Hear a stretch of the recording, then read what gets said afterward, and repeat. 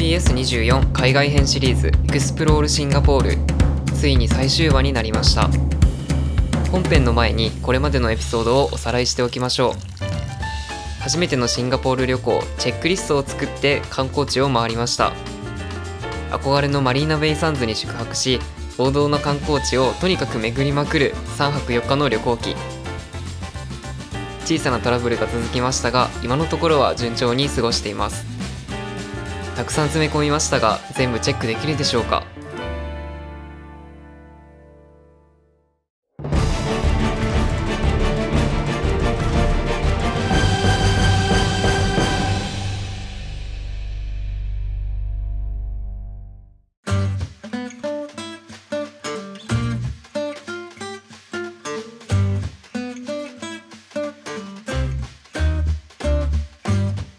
毎度のことなんですが、ホテルの朝食をつけなかったので、カヤトーストを食べに行きます。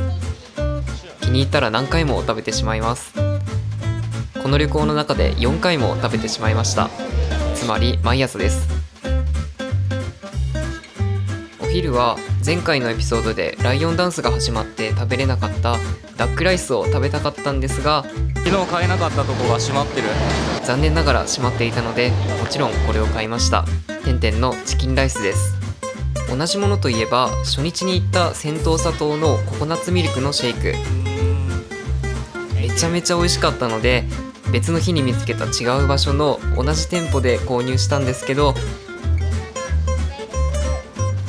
まさかの店員さんも同じでちょっと恥ずかしかったです。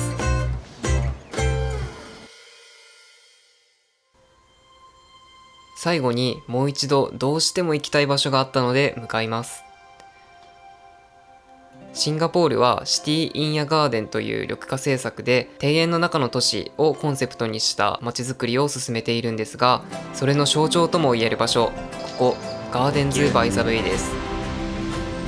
このスーパーツリーもただの飾りではなく、雨水をためたり温室を冷やすための排気口、そして太陽光発電の機能も備えられています。噴水や夜のライトショーのエネルギーはなんと自給自足なんです。日本ではなかなか見られないような野鳥もたくさんいるんです。すごいね、聞いたことないね。この声はおそらく鬼格好という名前の鳥だと思うんですが、もし間違っていたらコメント欄で教えてください。ちなみにこの鳥は街のあちこちにいて、オオハッカという名前だそうです。日本のカラスのような存在みたいです。そして特にユニークな施設がここクラウドフォレストです。中に入ると最初に見えるこの大きな滝が高さ30メートルもあり、屋内の人工の滝として世界一の高さだったんですが、今は抜かされてしまいました。早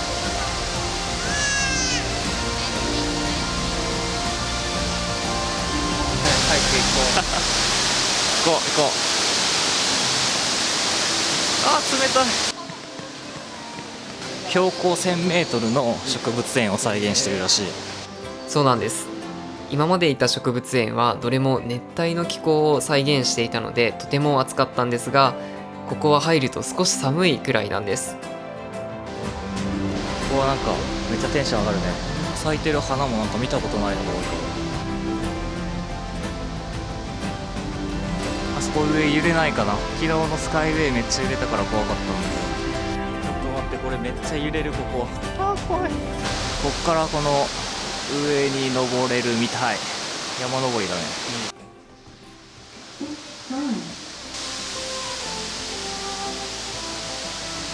さっきいたとこはこの下。高い。ここは揺れなかったです。安心してください。館内は非常に広くて、植物、展示物が多くて博物館みたいです。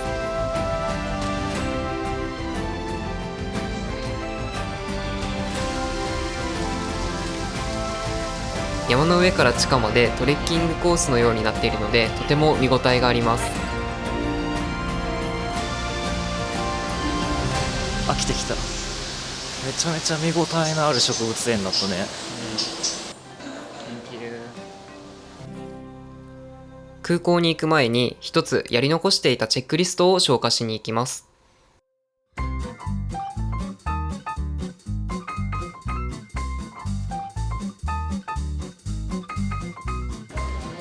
シンガポールスリングはその名の通りシンガポール発祥のカクテルです。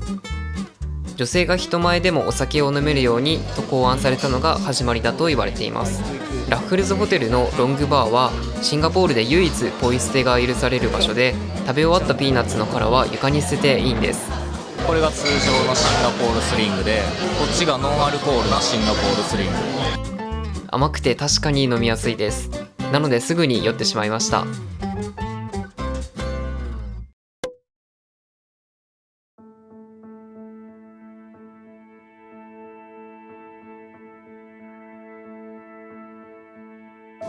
チェックアウトします。ついにこの時が来てしまいました。とうとうチェックアウトしなければいけません。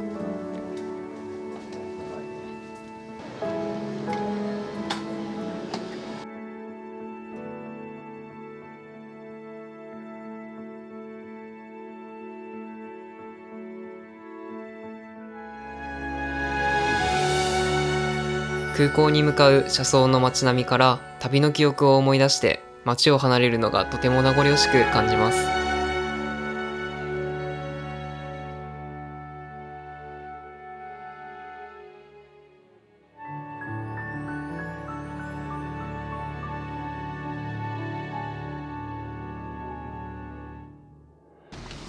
空港に到着しましたが、実はまだ帰りません。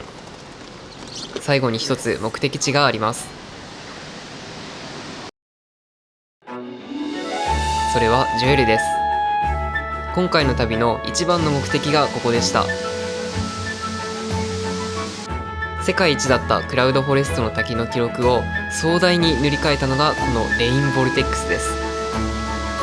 屋内全体が植物園のようになっていて、空港とは思えないくらい緑豊かな施設です。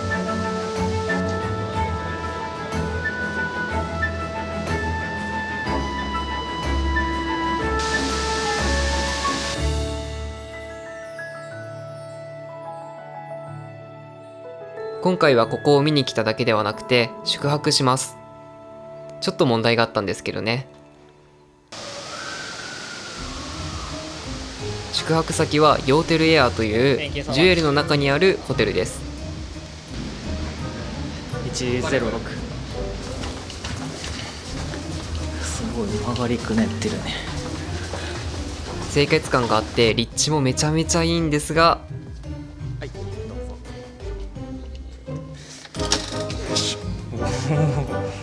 ピンク。狭い。もう一部屋取ればよかった。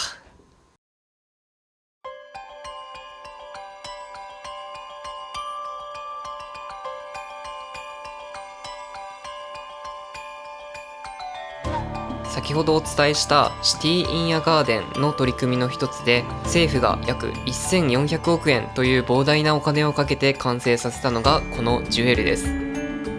スカイツリーの建設費が約400億円なので気合の入れようが違いますよね。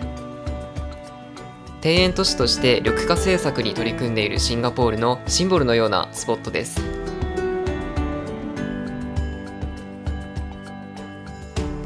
ガーデンズ・バイ・ザ・ベイやクラウドフォレストで培っていたさまざまな知識や技術をこのジュエルに集結させています。地上5階から地下5階まであり、数多くのショップや飲食店が軒を連ねています。映画館、アクティビティ、アトラクションもあって1日ではとても回りきれません。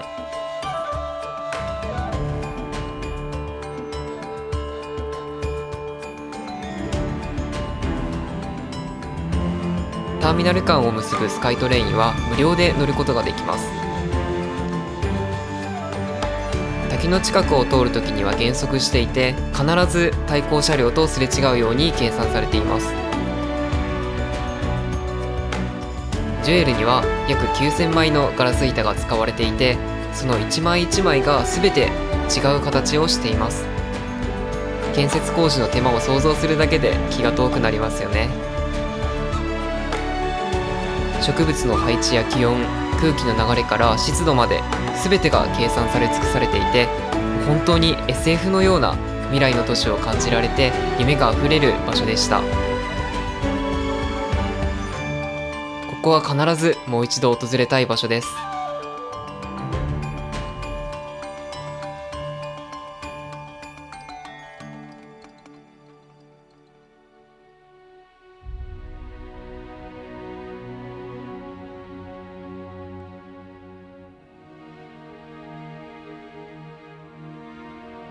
これでもう帰るのですが、ドキュメンタリー風動画としてちょっとかっこよく終わらせてください。たった3泊4日のシンガポール旅行でしたが、今回の旅行を通じて非常に多くのことを学びました。まず、自然と共存した都市開発を行っていることです。シンガポールはその小さな国土を無理に開発するのではなく、そこにある動植物を最大限に生かして都市開発を進めていました。ガーデンズ・バイ・ザ・ベイ、ジュエル、セントーサ島、大規模な観光地には必ず自然もありました。都市の中に自然を作るというのではなく、自然の中に都市を作るという発想に感銘を受けました。次にシンガポールの可能性です。公式の観光サイトには情熱と可能性に出会う場所とありました。街中やホーカーズは活気があふれていました。特にマリーナベイ周辺は建物が大きくて人手も多く、他では味わえない自然と気分が高揚するような雰囲気でした。食べ物から建物まで、日本とはまるで違ってシンガポールのさらなる可能性を見せつけられた8日間になりました。次に来る時はどんな場所になっているのか、今から非常に楽しみです。皆さんもこの動画の中で少しでもそれを感じていただけたら嬉しいです。そしてまた一刻も早く誰もが自由に海外旅行ができる日が訪れることを心から祈っています。